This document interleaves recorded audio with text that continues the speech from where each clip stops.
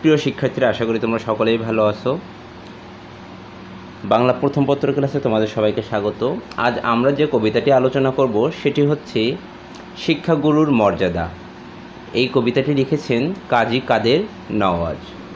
দেখো, বাদশাহ আলমগীর মানে কি? বাদশাহ আলমগীর মানে হচ্ছে বাদশার নাম, একজন বাদশার রাজার নাম। হ্যাঁ, রাজার নাম। কুমারে তাহার পড়াইতো এক মৌলবী দিল্লি। মানে বাদশাহ ছেলে, কুমারে মানে হ্যাঁ, বাদশার ছেলেকে দিয়ে পড়াতো একজন বাদশার ছেলেকে দিয়ে একজন পড়াতো এক মৌলবী। বাদশার ছেলেকে একটা মৌলবী পড়াতো, ছেলেকে দিয়ে না, মৌলবী দিয়ে ছেলেকে পড়ানো হতো। একদা প্রভাতে গিয়া মানে একদা মানে একদিন,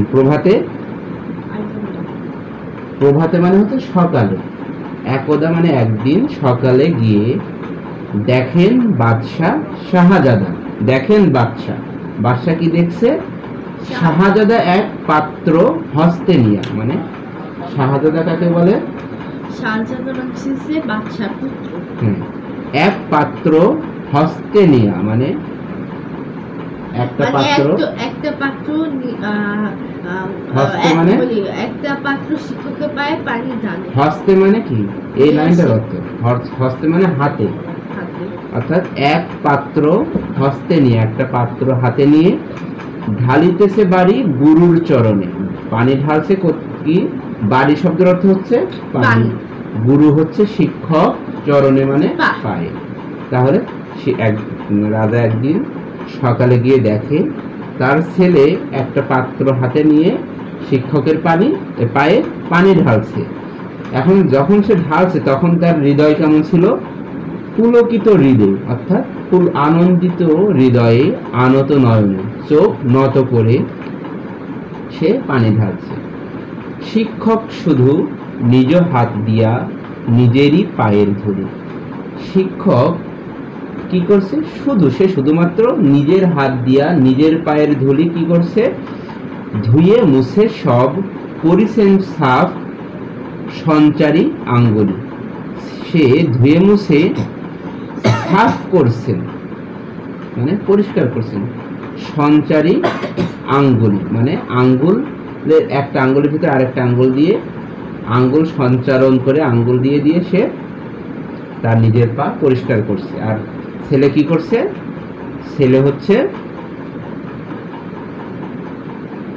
তার পায়ে পানি ঢালছে। তারপরে কি?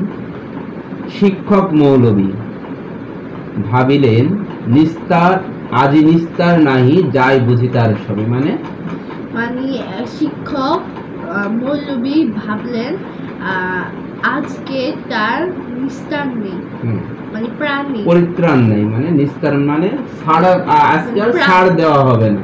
আচ্ছা, যাই বুঝি তার মানে তার আজকে হয়তো সবকিছু চলে যাবে, জান প্রাণ যা আছে, রাজা হয়তো সবকিছু সম্পত্তি নিয়ে নেবে। হ্যাঁ, এখন মানে সে মনে মনে এটা ভাবছে শিক্ষক, যে আমি যে আমার রাজার ছেলের দ্বারা পায়ে পানি ঢালছি, এটা রাজা দেখে ফেলছে, আজকে যে রাজা আমাকে কি বলে, এটা নিয়ে সে মনে মনে চিন্তা করছে, ভাবছে।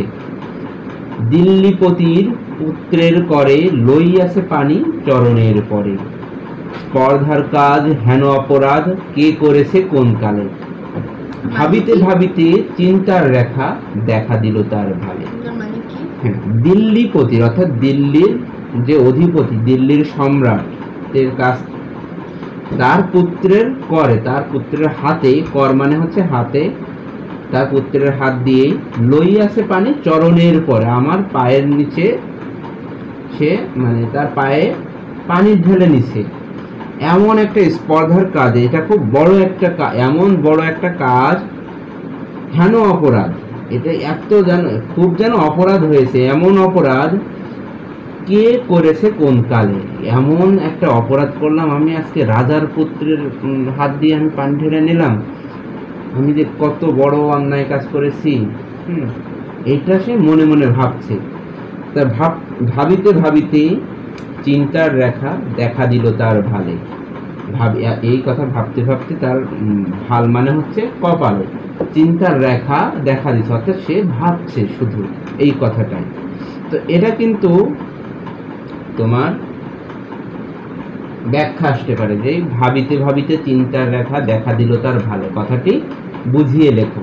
তখন তুমি বলবা যে বাদশাহ আলমগীরের পুত্রকে একটা পড়াইতে, শেষে সে এখন মানে একজন মৌলবী পড়াইতো, একদিন সে মৌলবী তার ছাত্রের কাছ দিয়ে পায়ে পানি ঢেলে নিছে, এই কথা এটা রাজা যখন দেখে ফেলে তখন শিক্ষক ভাবছে সে মনে হয় অনেক বড় অন্যায় করেছে, এমন অপরাধের কারণে রাজা বুঝি তাকে অনেক বড় শাস্তি দিতে পারেন।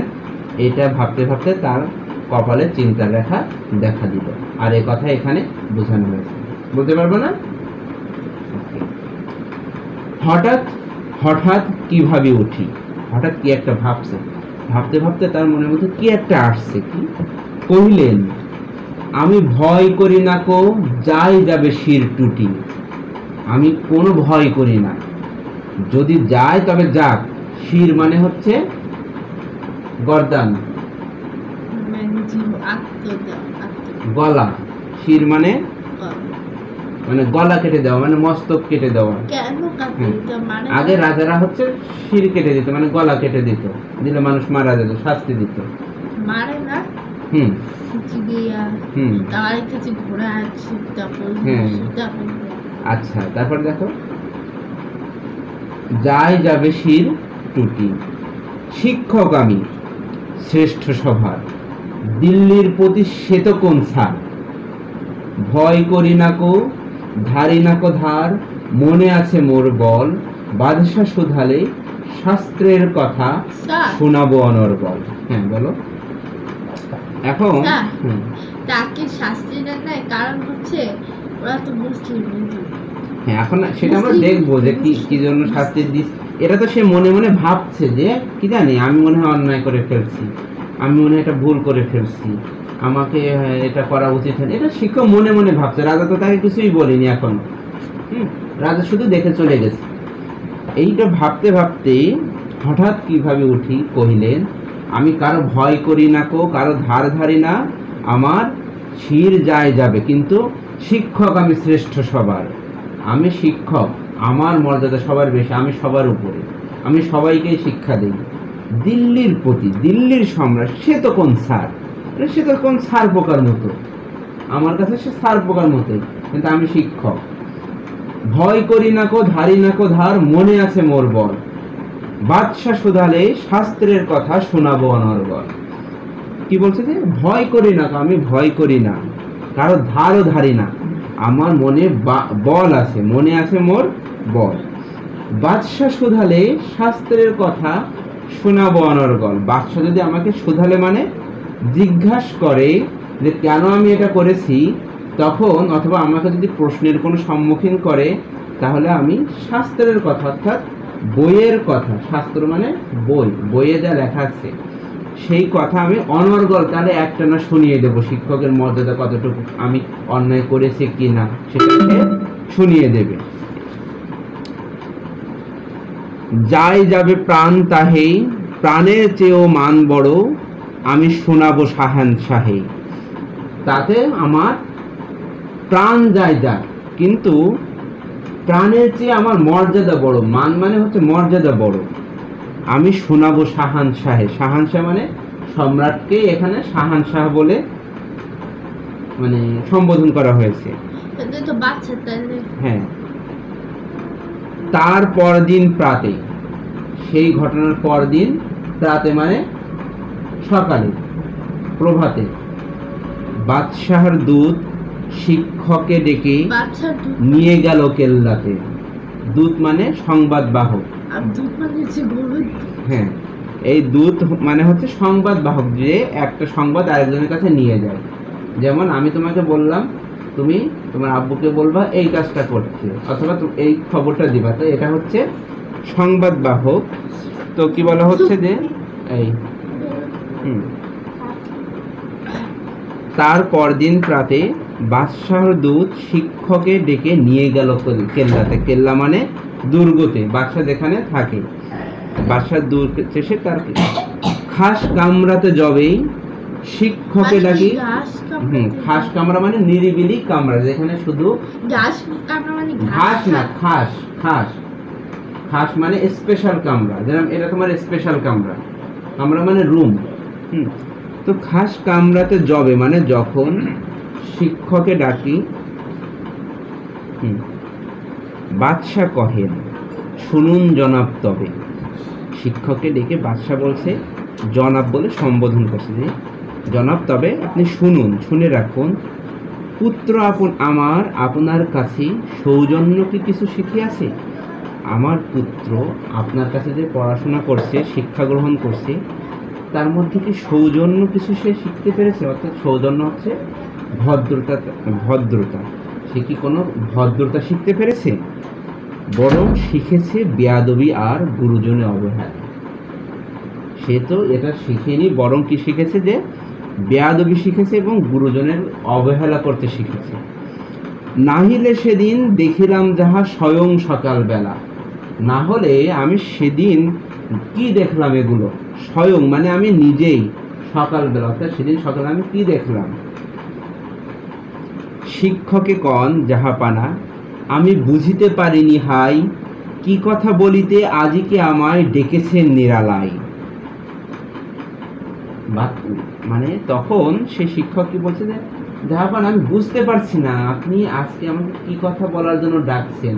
আমি তো ভাবছি যে আপনি আমাকে বলবেন যে আমি কেন তার ছেলের কাছ দিয়ে এটা করে নিছি, অথবা কি আপনি বলতে চাচ্ছেন, এটা তো আমি বুঝতে পারছি না। আপনি একটু ক্লিয়ার করে বলেন, স্পষ্ট করে আমাকে বলেন যে কি জন্য আমাকে ডেকেছেন। তখন বাদশা বলছে, বাদশা কহেন, সেদিন প্রভাতে দেখিলাম আমি দাঁড়ায়ে তফাতে। অর্থাৎ সেদিন সকালে আমি কি তফাতে দাঁড়িয়ে, মানে কিছুটা দূরে একটা, মানে আমি নিজেকে লুকিয়ে দেখেছি। কি দেখেছি? নিজ হাতে যবে চরণ আপনি করেন প্রক্ষালন, পুত্র আমার জাল ঢালি শুধু ভিজাইয়েছে ও চরণ। নিজ হাতখানি আপনার পায়ে বোলাইয়া সযতনে, ধুয়ে দিল না কো কেন সে চরণ। ব্যথা পাই হচ্ছে বড় ব্যথা পাই মনে। শিক্ষক কি বলছে, মানে হ্যাঁ ওই রাজা কি বলছে, আমি সেদিন দেখলাম সকালে গিয়ে যে নিজ হাতে যবে চরণ আপনি করেন প্রক্ষালন। নিজ হাতে, আপনার নিজের হাতে, যবে মানে যখন, যে সময়, চরণ মানে পা, আপনি করেন প্রক্ষালন মানে ধৌত করছেন, ধুচ্ছেন, মানে এই যে হাত ডলাডলি করে যে আপনি ধুচ্ছেন, তখন আমার পুত্র শুধু আপনার পা জল দিয়ে ভিজাইছে, পানি দিয়ে শুধু ভিজিয়ে দিছে, আর তো কিছু সে করেনি। কেন করেনি? কেন সে আপনাকে আমি বলি, পানি ঢাললে তো 2 হাত প্রয়োজন, এক হাত দিয়ে তো পানি ঢালা সম্ভব না। হ্যাঁ, এক হাত দিয়ে দেখা যাচ্ছে না, ভার না, এটা তো ভার কম, এটা তো মাত্র কি, হ্যাঁ, কিন্তু হচ্ছে তোমার মানে বড় কলস নিয়ে ঢালে না শিক্ষকের পায়ে পানি, জানো, পা ধুইতে পারে একটা বদনা দিয়ে কিংবা জগ দিয়ে পানি ঢালে। তো কি বলছে দেখো, আমি দেখলাম যে সে, আপনি নিজেই আপনার পা ধুচ্ছেন, সে শুধু পানি ঢালছে। তো আমার মনে খুব দুঃখ পেয়েছি। কি দুঃখ? কেন সে আপনার পা আমার ছেলে নিজ হাতে পরিষ্কার করে দিল না, এই দুঃখটা আমি খুব পেয়েছি। সে যদি আপনার পা নিজ হাত দিয়ে পরিষ্কার করে দিত, তাহলে আমিও অনেক বেশি খুশি হতাম, এই কষ্টটা পেতাম না। তারপরে কি বলছে শিক্ষক দেখো, উচ্ছ্বাস ভরি শিক্ষকে আজি দাঁড়ায়ে সগৌরবে, কুর্নিশ করি বাদশাহে তবে কহেন উচ্চ রবে। বাদশার চেহারা দেখালো না, শুধু এই শিক্ষকের চেহারা দেখালো। কোনটা? যে চেহারা, এটা কে দেখি? শিক্ষক আর শাহজাদা, আর কারণে দেখালো বাদশা কে? তারপর বাদশার চেহারা দেখতে, বাদশা আলমগীরকে সবাই চেনে, তুমি তোমার দেখাচ্ছে পড়ানোর পরেই। হ্যাঁ, আচ্ছা। উচ্ছ্বাস ভরি শিক্ষকে আজ, উচ্ছ্বাস মানে অনেক বুকের ভিতরে একটা মানে আনন্দ নিয়ে, একটা উৎফুল্লতা নিয়ে শিক্ষক কি বলছে, দাঁড়ায় সগৌরবে, কুর্নিশ করে অর্থাৎ রাজাকে সালাম করে, বাদশাহে তবে কহেন উচ্চস্বরে। বাদশাকে সালাম করে শিক্ষক উচ্চস্বরে বলছে, আজ হতে চির উন্নত হলো শিক্ষা গুরুর শির। আজ হতে চির মানে সারা জীবনের জন্য উন্নত হলো, উঁচু হলো, বৃদ্ধি পেল শিক্ষা গুরুর শির, শিক্ষকের মর্যাদা। এখানে শির বলতে শিক্ষকের মর্যাদাকে বোঝানো হয়েছে। সত্যই তুমি মহান উদার বাদশাহ আলমগীর, হে বাদশাহ আলমগীর আপনি সত্যি অনেক মহান এবং উদার। তাহলে এইটা বুঝতে আর কোনো সমস্যা আছে? এই অধ্যায়ে কোনো ধরনের প্রশ্ন আছে তোমার কাছে? কোনো কিছু জানতে চাও? সব জায়গায়